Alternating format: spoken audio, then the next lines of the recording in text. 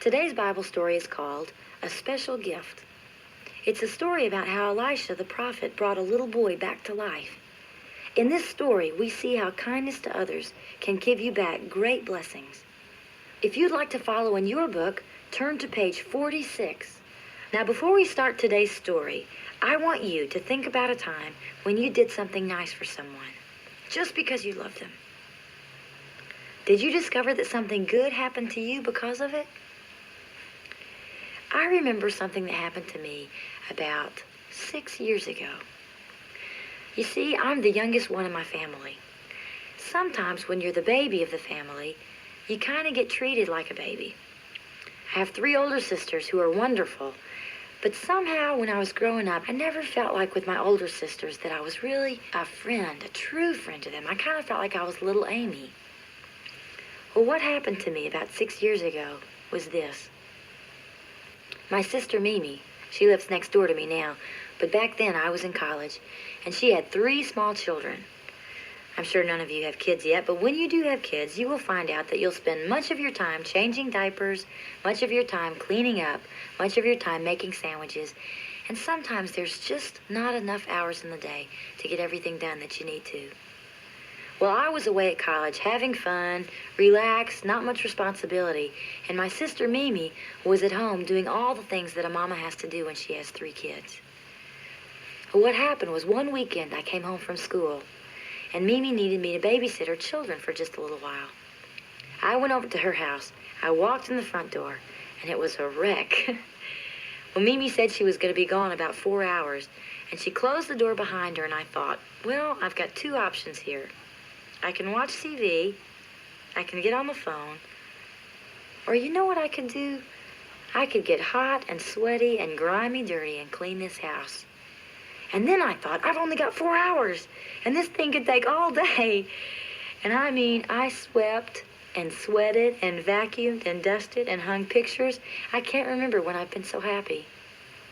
And then I left, right before Mimi got home. Her husband, Jerry, had come home, and I snuck out so she wouldn't see the surprise while I was there. Well, the next day, I was still home from my vacation. The florist came with a little package for me. It was 3 roses for my sister. And there was a note on it that said, Amy, I love you more than you'll ever know.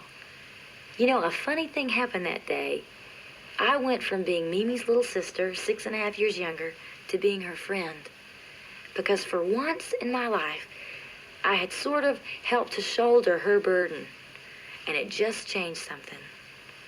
You see, as the Bible says, when you do good to others, it has a way of coming back to you. Now let's hear what happened long ago to some people who love to do good to others. I am Gehazi, servant of Elisha, the prophet of God. Sometimes I think my master can do anything. Wherever we go, he uses the gifts God has given him to do good. We often go through the city of Shunem on our way to northern Israel. We like to spend the night there.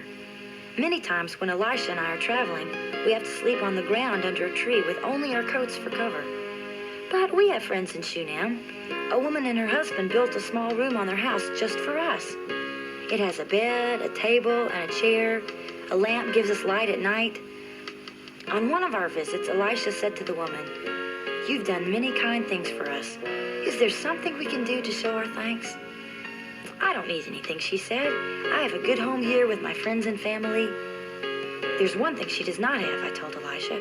She has no son, and her husband is getting old. A son could make her very happy. He could take care of her when he grows up. Elisha liked my idea. He called the woman to him and said, About a year from now, you will have a son. She couldn't believe what she had heard. But just as Elisha had promised, a baby boy was born to them. As he grew up, he learned to help his father. One hot day, as they were working in the field, the boy suddenly felt a terrible pain in his head. My head, he cried out. Quickly, take the child to his mother, the father ordered. All through the morning, she held him on her lap, but it was no use. About noon, the child died. Sadly, the mother carried him to Elisha's room, laid him down, shut the door, and went outside. She called to her husband, Please send me a servant with a donkey. I'm going to find Elisha the prophet. While this was happening, Elisha and I were at Mount Carmel, 20 miles away. That's a long way to ride a donkey, but the woman said to her servant, "Go as fast as you can. Don't slow down unless I tell you." When she reached us, she fell to the ground crying. Elisha understood. "Something's wrong with the boy," he said. "Hurry, Gehazi, run as fast as you can to the boy. Don't stop or speak to anyone." I did as Elisha had said and began the long run back to Shunem. Elisha and the boy's mother came behind me as quickly as they could. I reached the house first, but I couldn't help the boy. When Elisha got there, he went into the room where the boy was, closed the door, and began to pray. He laid down over the boy and put his face against the boy's face. He covered the boy's hands with his own. Slowly, the child's body began to warm. Elisha got up. Back and forth he paced. Then once again, he spread himself over the boy as he had done before. Suddenly, I heard a sneeze, then another and another. The boy sneezed 7 times, and then he opened his eyes. He was awake. He was alive. "Call the boy's mother," Elisha said. She couldn't believe it. Because she had been kind to Elisha, God had now given her the same wonderful gift twice, the life of her son. And that's the story of a special gift.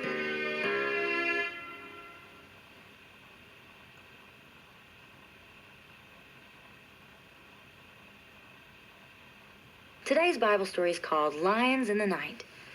It's a story about a man named Daniel who was thrown into the lion's den. In this story, we see that jealous people can try to hurt you, but if you trust in God and do what's right, no one can harm you. If you'd like to follow in your book, turn to page 49. Now, before we start today's story, I want you to think about a time when everyone around you was doing something wrong, and you knew you had to do what was right. Sometimes that's not too easy. Can you think of a time like that? I remember a time when I was in high school. I wanted so much to be liked by this one group of really popular girls. The only problem was, sometimes some of the things they did were things that I just felt like they weren't exactly the right thing to do. It wasn't that they were doing anything wrong, but it didn't seem like the best thing to do. One day, a whole group of us were in the cafeteria, laughing and talking and having a grand time. And a new girl, someone that we didn't know very well, walked in. Well, she obviously didn't know very many people. And I kept looking around at our group sitting there at the table, waiting for somebody to be really friendly and invite her to sit down. And nobody did. And she kind of walked off by herself. It wasn't the last time I saw her. The next day I saw her again, and the day after that, and the day after that. And the longer that she hung around, and the longer that our group didn't reach out to her, well, I remembered one time in the 6th grade when I'd changed schools, and I felt like no one liked me. Well, I thought, what were my options? I can either stay here with these people that I think like me, or I can take a risk in them thinking less of me and reach out to this girl that's not as popular. Well, you'd think it would be easy, but I tell you what, pride has a way of making you want to be the best all the time. It has a way of keeping you from doing your best. But somehow, by the grace of God, the next time I saw this girl, I thought, you know, even if my friends aren't going to reach out, I'm going to get to know this young lady.